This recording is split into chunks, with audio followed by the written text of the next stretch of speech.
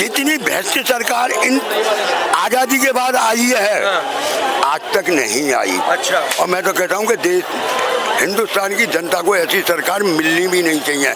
अगर इतने ही ईमानदार थे, आज हम टैक्स कितना वसूल रहे हैं, GST टैक्स, फलाना टैक्स, ये टैक्स, और हर साल गुणगान करते हैं इतने लाख करोड़ का GST टैक्स आया। अगर आप ईमानदार थे तो हम वर्ल्ड में आज नंबर 1 कर्जदार कैसे हुए? वो बेटा कहाँ गया? बिहार में पहले इतने बड़े गड्ढे थे। अच्छा। जब से मोदी सरकार ने गठबंधन किया नीतीश कुमार से, पूरे बिहार के रोडे एकदम हेमा मालिनी की गाल हो गई है। गरीबों का जितना भी वादा था सब पूरा किया। अच्छा। गरीबों को राशन दे रहे हैं फ्री में। अच्छा। पैसा दे रहे किसानों को। अच्छा। सब खाते में उनके जा रहा है। अच्छा। अब बाकी आप कश्मीर से कन्याकुमारी तक बाई रोड चलिए, एक गड्ढे आपको दिखाई नहीं देंगे, सब फोर लेन। जो मुख्यमंत्री पद को, गरिमा को हनन करता हो, जो नारी को बोलता है कि नारी शिक्षित हो गई है, पुरुष जब करता है तो नारी इतनी शिक्षित हो गई है कि अंत टाइम में बाहर कर लेती है, ऐसे मुख्यमंत्री को तो मुख्यमंत्री का उम्मीदवार ही कोई घोषित नहीं करना चाहिए। क्या नाम हुआ चाचा आपका? मेरा नाम महेश शर्मा। तो शर्मा जी, ये जो बिहार के अंदर चुनाव है, इस पर आप क्या कहना चाहेंगे? मेरा सर, दरअसल क्या है, हमारी देश की पब्लिक, जनता कभी मुद्दों पे वोट देती ही नहीं है। अच्छा। फ्री की रेबड़ी, अच्छा। जो मोदी जी कहते थे ना, फ्री की रेबड़ी बांट रहे हैं, देश पीछे चला जाएगा। अच्छा। कहाँ से आएगा? अच्छा। अब मोदी जी ने 10-10 हजार रुपए दिए हैं। अच्छा। खाते में भी गिर दिए गई है। अच्छा। ये नहीं है, ये पैसा कहाँ से आएगा? अच्छा। ये मोदी जी के घर का है? अच्छा। या बीजेपी के घर का पैसा है? अच्छा। किसका पैसा है ये?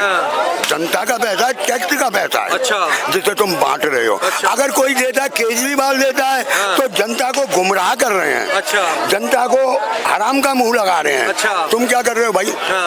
तुम क्या कर रहे हो? आज मुद्दों पे चुनाव, और मैं बता रहा हूँ आपको, गारंटी दे रहा हूँ, अगर 10,000 वाले मुद्दे पे हुआ ना इलेक्शन, जैसे मुड़ गया, तो भाई बीजेपी को हराने वाला कोई नहीं है। राहुल और तेजस्वी खाम का मेहनत कर रहे हैं। अच्छा। बेकार है मेहनत, क्योंकि पैसे से चुनाव लड़े जाते हैं। अच्छा। पैसा आज बीजेपी अच्छा। दुनिया की सबसे बड़ी पार्टी में गिनी जाती है। अच्छा। पैसे की कोई कमी नहीं है। अच्छा।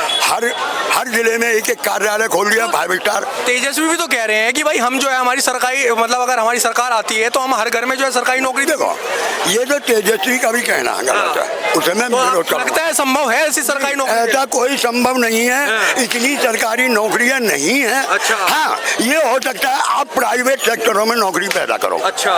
एक अनपढ़ को सरकारी नौकरी कैसे मिल जाएगी? वो जमाने लग गए। अच्छा। जब कांग्रेस आई थी, वो जमाने लग गए। जो अंगूठा छापों को फौज में लगा दिया। अच्छा। पुलिस में लगा दिया, और पकड़ के नौकरी दी। अच्छा।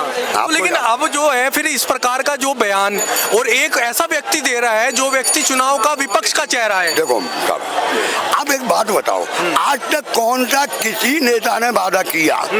कोई एक आध की तो मैं कह नहीं सकता। अच्छा। कोई ऐसा नेता बताओ। अच्छा। जिसने वादा करने के बाद अच्छा। उसे पूरा किया हो। अच्छा। मैं तो कहता हूँ एक ऐसा कानून होना चाहिए। अच्छा। जो वादा करते हैं ना, अगर आप अपने 5 साल में उसमें से 60% वादे नहीं निभाते हो, अगले 5 साल तक के लिए आपके ऊपर बैन होना चाहिए। आप इलेक्शन नहीं लड़ सकते। अगर ये कानून बन जाता ना, तो मोदी जी तो कब के गायब हो गए। सन 2014 के बाद जो इलेक्शन हुआ 19 में, उसमें आना ही नहीं था। क्योंकि 2014 में इतने लंबे वादे किए गए।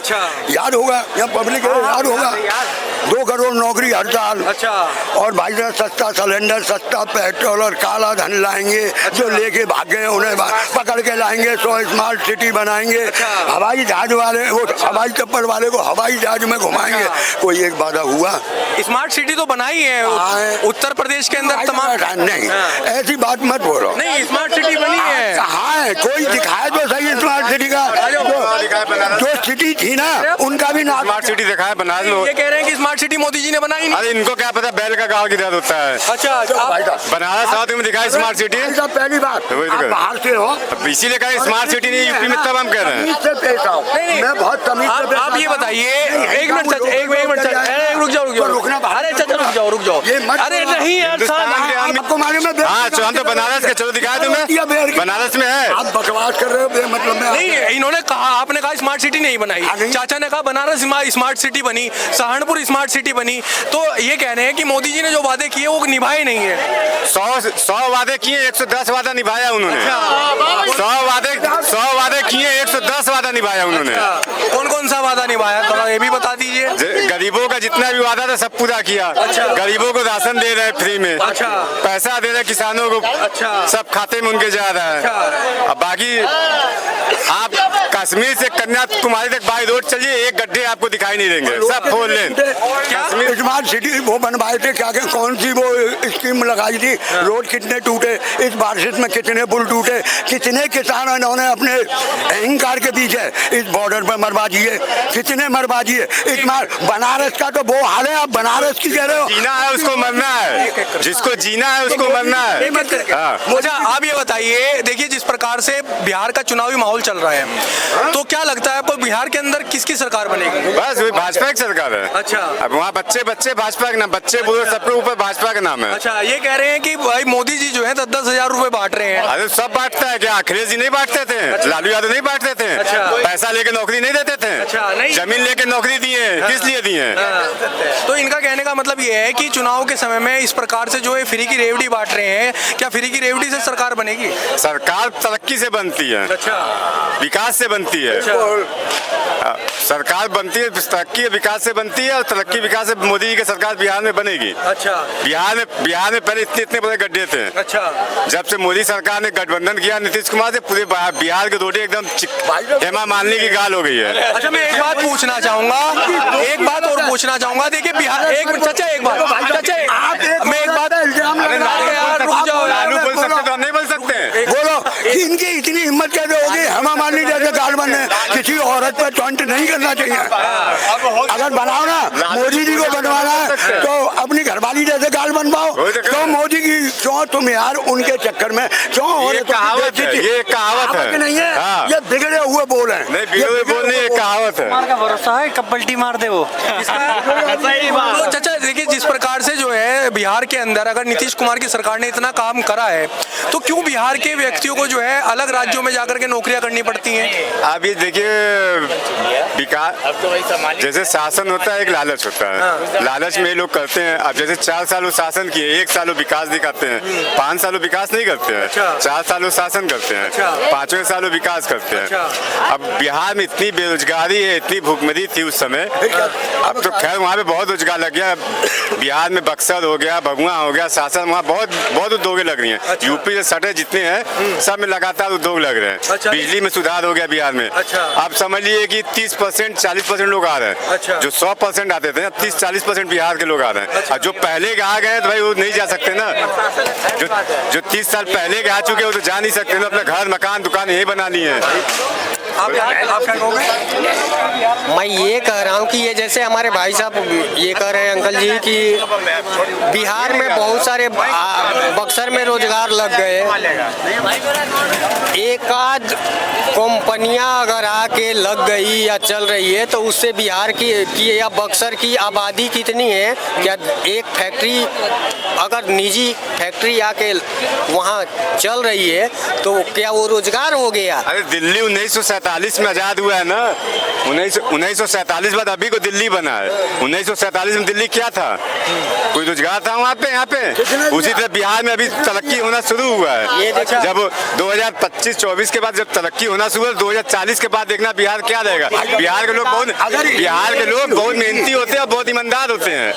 बिहार के लोग बहुत मेहनती और ईमानदार होते हैं। 10 साल में देखना बिहार कहाँ से कहाँ चला जाएगा। जब ये 21 साल में नहीं बदल पाए, एक सभ्य व्यक्ति जो मुख्यमंत्री पद को, गरिमा को हनन करता हो, जो नारी को बोलता है कि नारी शिक्षित हो गई है, पुरुष जब करता है तो नारी इतनी शिक्षित हो गई है कि अंत टाइम में बाहर कर लेती है, ऐसे मुख्यमंत्री को तो मुख्यमंत्री का उम्मीदवार ही कोई घोषित नहीं करना चाहिए। उस समय नीतीश कुमार को सही गाइडेंस वाला आदमी नहीं मिला, जैसे मोदी जैसा आदमी नहीं मिला। ये गांजा पी के कभी भी कैसा भी बयान देते रहते हैं उल्टा सीधा। ये भाई साहब भाग गए हमारे, और ये कब पलटी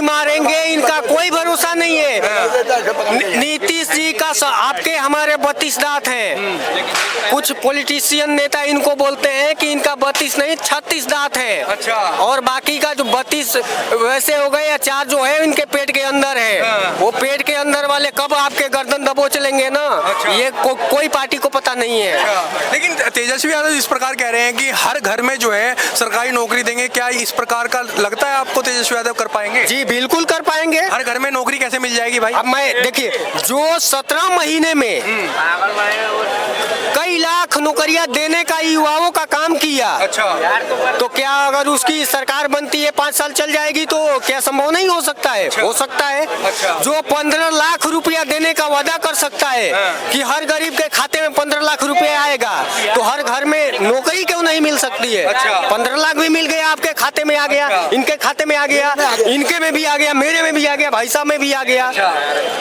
सबके 15। तो क्या लगता है कि अब क्या जैसे बिहार का चुनावी माहौल के अंदर एक और एंट्री हुई है प्रशांत किशोर की, लगता है प्रशांत किशोर कुछ जलवा दिखा पाएंगे? ये एक इलेक्शन कमीशन का ये जो है हर पार्टियों का ये जो है ये पैसे ले करके फॉर्मूला बताते थे और ये चुनाव लड़ाने का तरीका देते थे। इनको मुश्किल से 4 सीटें या 3 सीटें या 2 सीटें निकल के आ जाएगी ना, वो भी ढेर है। अच्छा, ये इनका कुछ भी 0 लेवल पे इनकी पार्टी है। प्रशांत किशोर तो एक ईमानदार व्यक्ति हैं। प्रशांत किशोर जो है अभी तक साफ छपी वाले व्यक्ति हैं और जिस प्रकार बिहार चुनाव के अंदर वो रंग दिखा रहे हैं, लग रहा आपको कुछ हो पाएगा? भाई साहब, सत्ते में बैठने से पहले सभी ईमानदार होते हैं।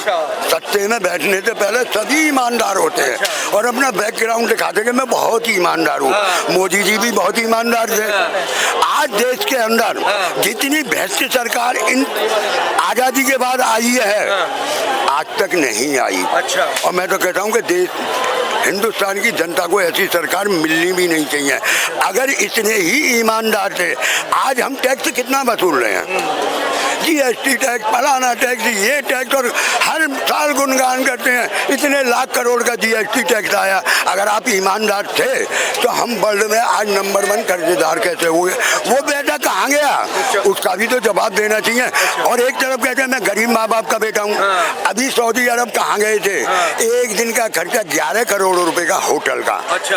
अरे ऐसे गरीब आदमी होते हैं। अच्छा। ऐसे गरीब आदमी होते हैं। अच्छा। जिनका एक दिन का 11 करोड़ रुपए का। तो चुनाव से पहले सब नेता ईमानदार हैं। असली रंग तो जब चुनाव जीते, मैं मानता हूँ प्रशांत किशोर भी टक्कर में है, कहीं ना कहीं टक्कर में है। और जिस हिसाब से टक्कर बन रही है, ओवैसी भी टक्कर में है। अच्छा, ओवैसी का भी लग रहा है? ओवैसी भी टक्कर लग नहीं रहा। कुछ सीट है और ये जो कुछ जो बटेंगी ना, इसमें वहाँ की विधानसभा में मुझे लगता है कि सरकार लटकती ना रह जाए, पूरा बहुमत किसी को ना मिले।